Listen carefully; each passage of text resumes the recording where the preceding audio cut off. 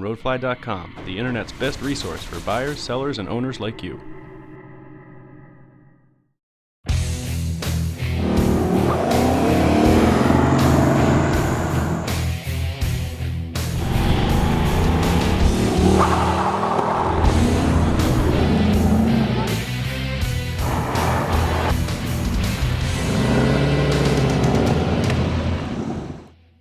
Hi, I'm Emme Hall with Rapoport for RoadflyTV.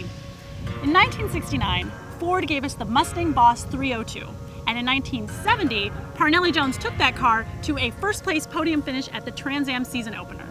Well, after 42 years, the Boss is back, baby! It is indeed, and it's a very special car, which deserves a special review. So for the first time, Emme and I are teaming up to show you what this car can really do. This isn't one of those poserific tuner cars that only looks good. The 302 has the performance to back it up. Under the hood, Ford has given us a 5-liter V8 that knocks out 444 horsepower at 7,500 RPM and 380 pound-feet of torque. Mated to a close ratio 6-speed manual, this car gets 17 miles per gallon in the city and 26 on the highway, which is great considering it can hit 60 in about 4 seconds. Lots of cars can be fast, but very few cars are set up properly, and this car is just set up properly. No matter what you're doing, you can be at the track or on the street, and you can't make this car stumble. You can't get it out of shape. Even at low speeds, you'd think that something this racy and this revvy wouldn't be good at lower speeds, but it's fantastic. Now, I know it says Mustang on the trunk, I know it has a solid rear axle, but do not make the mistake of comparing this car to other muscle cars like a Dodge Challenger or a Chevy Camaro. This is in another league entirely. This is a car for somebody who might want a BMW M3 or a Lotus Elise or a BMW 1 Series M or a Corvette Z06 or any kind of Porsche. This is a raw, track-biased car that you can also drive on the street quite well, I might add. And there's no comparison with these other boulevard muscle cars. None at all.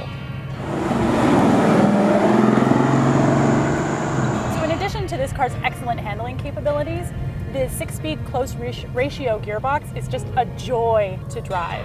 And it also has got linear torque. So the torque doesn't really kick in at any one specific spot, it's just all the way through the power band, which is great. So you start off and you're in first gear and you just wah, and it keeps going and you still have power, and you still have power, and you still have power, and then at like 75 you shift and it just is there and it's there for you and it loves you, and I loved it. What I didn't love is the interior.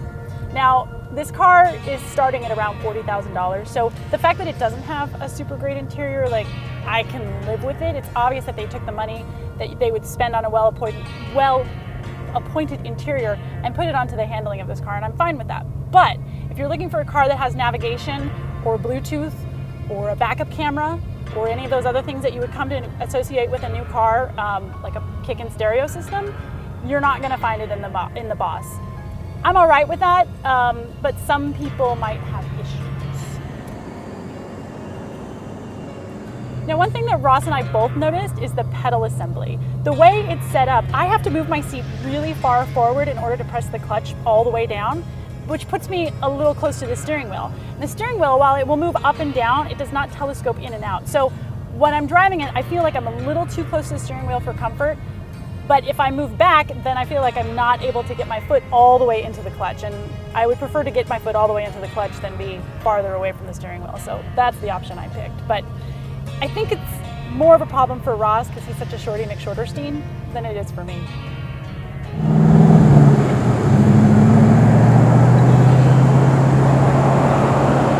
All right, Ross, bottom line, would you buy this car? This is probably the easiest answer I've ever had. Absolutely yes. It's thankfully not that expensive. Ford has priced this car absolutely right. So really, if I didn't have a car that I was already happy with, I could probably buy one of these right now.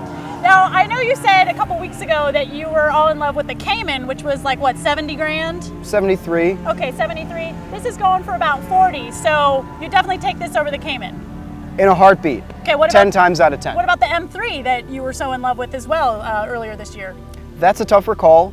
The M3 and the Boss are a little closer in price, and they're also closer in what they do. Right. I just like this formula better. I like the high revs, I like the furious engine noises, and the Cayman just didn't have that. So it's a tougher choice between this and the M3, especially since the M3 comes in a sedan, which I would like. Right. But it's easier on the wallet, the Boss that is.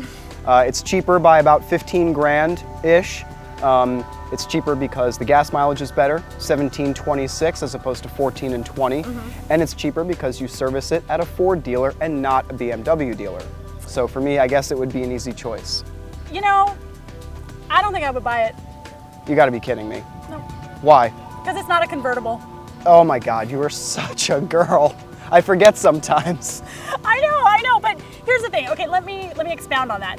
If I already had a car in my garage that was a convertible, then this would walk away with me right now. I don't care what Charlie says, this would be mine. If I had to pick one car, I'm not sure that on a nice spring day, without being able to drop the top, it might make me a little sad. So second car all the way. First car, I couldn't do it. Well, when I think about if I could have something for an only car, I think about how would it be in wet weather. And since it was so wet outside today, and this car did so well, it was so easily controllable. I know, I can't believe neither one of us spun out. That was crazy. I was trying. Of course you were. But honestly, I mean, given how well it performed in the wet, I think this would be a car that I could drive all year round. I wouldn't hesitate to do so, and it's cheap enough to do it. Can't see a way to lose here. Yep. So I would have liked to have seen the Laguna Seca, but frankly, I just had a blast in this car. I took it out last night, probably midnight or so, and was very unsafe with it. That might have involved me and a 2012 Challenger in which I won. Possibly a phone number exchange there? Possibly a phone number exchange. I'm not going to say yes or no either way, you know, but yeah. The Laguna would be nice, although, to be honest, a big part of this car's charm for me is it actually has a back seat, which is a huge deal. I don't know if I could stick Roger back there with a, chrome X-Brace or whatever it is. Yeah, I know. I think in the back seat I might be able to get 2 laundry baskets. Maybe. Maybe. I could get 2 of myself. That's all I need. Anyway, I guess that's a wrap. I'm Ross Rapoport. This is Emme Hall. It's been a joy. Thank you so much. And thank you guys for watching. You can join our community by subscribing to our YouTube channel and leaving us your comments.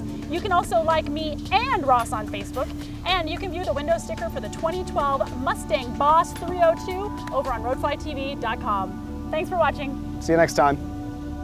Roadfly.com, the internet's best resource for buyers, sellers, and owners like you.